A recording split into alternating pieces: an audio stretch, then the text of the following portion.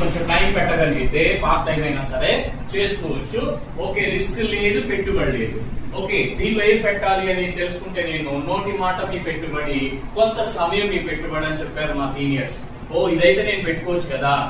So అని చూస్తే ఇది గ్రోయింగ్ బిజినెస్, ప్రతి నెల కూడా పెంచుకోవచ్చు బిజినెస్.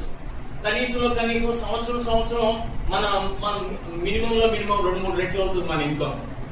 ఓకే, సో అట్లా ఒక 5 years లో టోటల్ లైఫ్ చేంజ్ చేసుకోవచ్చు అని ఆ ప్లాన్ చూస్తే నాకు ప్రాణం వేసి వచ్చింది అనమాట.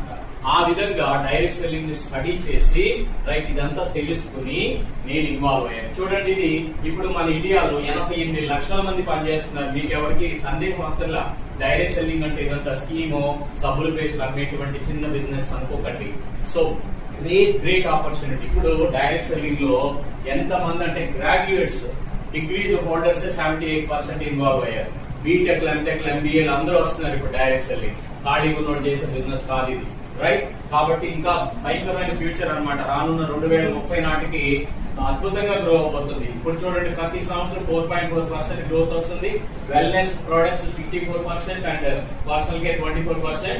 విమెన్ పర్సెంటేజ్ పెరుగుతుందండి, 44% ప్రజెంట్ ఇండియాలో డైరెక్ట్ సెల్లింగ్ లో ఉన్నారు. వరల్డ్ వైడ్ అయితే 75% ఉన్నారు విమెన్. కాబట్టి ఇది నేను ఇంకా అసలు చాలా నిస్సందేహంగా ఇక మనకి టైం దొరికిందిరా బాబు, అవకాశం అని ఇంకా నాగేంద్ర సార్ నేను ఆ విధంగా మేము వెస్టేజ్ మార్కెటింగ్ ని మా కెరియర్ గా, లైఫ్ చేంజింగ్ ఆపర్చునిటీగా, మా డ్రీమ్స్ ఫుల్ఫిల్ చేసుకునేదిగా డిసైడ్ చేసుకుని అలా ఇన్వాల్వ్ అవడం జరిగింది.